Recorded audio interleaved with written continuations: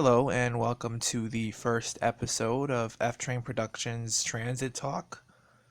Before we get started on the topic today, I recommend checking out our Discord, which we put in the link below. So this here is our Discord server. It is filled with fans and subscribers alike. So please join our growing community. The link will be put down in the description below. So now back to the topic. Our first topic of the day is the Interborough Express. It's a proposed transit line from Bay Ridge in Brooklyn all the way up to Woodside, possibly even Astoria if they go further up in Queens.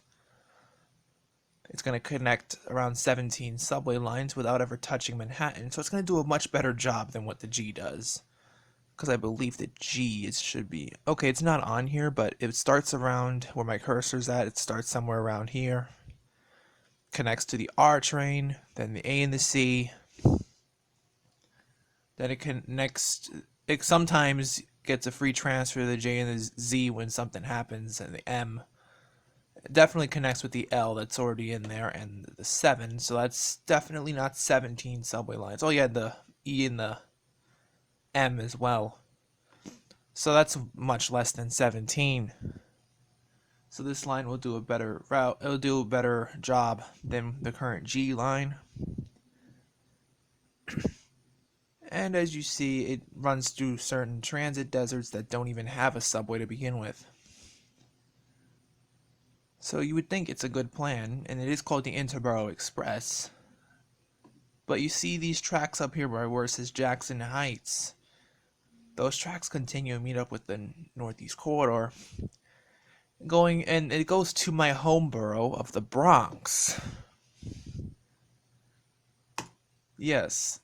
This is the Regional Plan Association's plan for the Interborough Express called the Triborough RX, and their plan actually has it going all the way up to Co-op City in the Bronx. So you're wondering, why is the Bronx left out? Well, some people will argue that it is because the Metro North is going to make these 4 stops up here in the Bronx. I think they're partially right, but also partially wrong. Because with the increased capacity they're going to be putting on the line, they're going to be putting 4 tracks for Penn Station access. Mind you, and I said 4 tracks, so Amtrak will be separated. Mind you, separated from Metro North traffic. If I could find the Penn Station access plan... There we go, Penn Station Access Project. I wonder if it has the plan in here. Okay, it doesn't, but you can look it up for yourself. There will be 4 tracks after the project is done in 2027. So this is totally possible with the increased capacity. You could have the Triborough RX and Metro North run on the same tracks all the way to Astoria.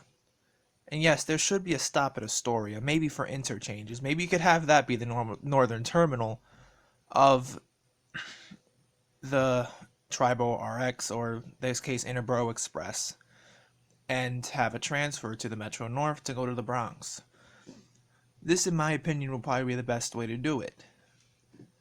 Because leaving the Bronx out, it leaves out a lot of job opportunities for Bronxites. And it also leaves out a quicker, faster ride to those that commute to Brooklyn, which there is plenty of people that travel between the Bronx and Brooklyn, myself included. So this is the current plan that will start from Woodside all the way to Bay Ridge, as we mentioned before. So, see there in this article from welcometothe.bronx.com, my favorite website for Bronx news, they have pointed this out already right when the plan got released. They also have this map of the Triborough RX.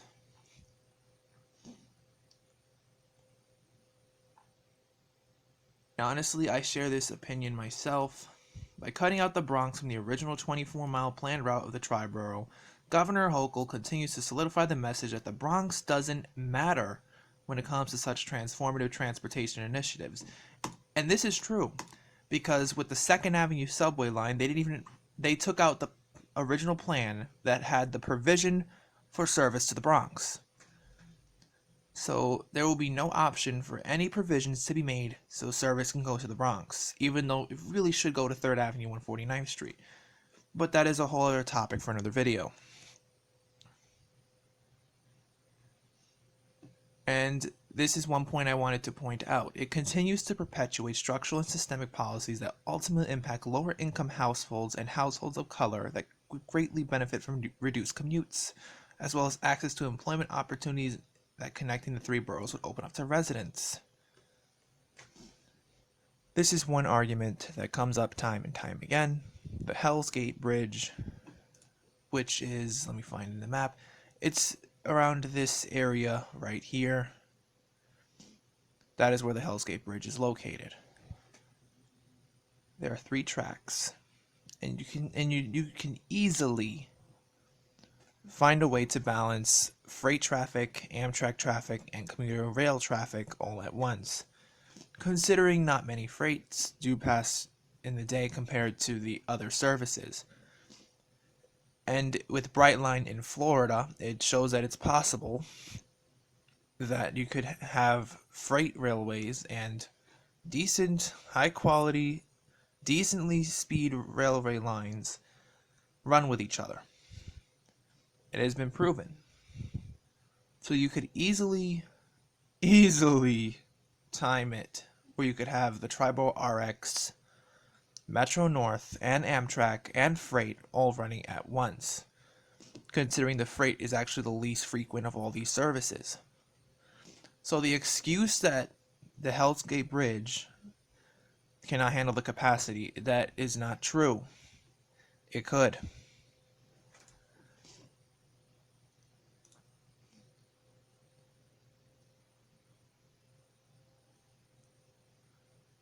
It's good that Bronx residents are actually fighting for this because we shouldn't be left out of such plans, because that is just bad urban planning if they do that, excluding the Bronx, and to a lesser extent Staten Island. And honestly, even with this plan that it's laid out here, it does connect with the R train, and we all know the R train connects with the S53 and S79 buses, which are not really the fastest. Well, the S79 along Highland Boulevard in Staten Island is pretty fast. I've rode it myself. Very, very good SBS line, by the way. But the S53 has not seen any type of speed improvements of the same sort. So this would definitely help the North Shore communities, which are the more poorer communities in Staten Island. Just as an extension to the Bronx, which is more feasible, would definitely help residents of the Bronx. Let me bring up my Bronx County statistics. This would really help because, one, the Bronx has a very high poverty rate of around 26.4%, and you have 37% of children in poverty in the Bronx and 25% of seniors in poverty in the Bronx. And then you also have 1 out of every 3 people being born in another country here. So we have a very high immigrant population that could really benefit from having a Triborough RX line that could take them straight to Brooklyn or Queens without having to take a bus or going through Manhattan. So they should really take this into account so that the poor communities and high amount of immigrant communities in the Bronx are not left out of such plans to bring more transit equity to the Bronx as they want to do in Brooklyn and Queens. And yes, I know that the Bronx has not seen a similar level of investment as Brooklyn and Queens because those 2 boroughs have been heavily gentrified. even in Brooklyn, in Red Hook, for example, that's like one of the best examples, because that area back in the day used to be pretty hot, like always some crime happening. A lot, like very high crime rate compared to the rest of the surrounding neighborhoods, and they have managed to gentrify it. But the Bronx has not seen any level of investment for the past couple of decades. And I'm not advocating for gentrification, but there should be more attention have there should be more attention be put into the borough of the Bronx, because we have 26% of our people in poverty, and they deserve fair access to the rest of the city just as other boroughs do. So I'm really just hoping that this becomes the reality instead of this one that leaves the Bronx out. Because if you want to have high quality transit, you have to connect all the communities that need it.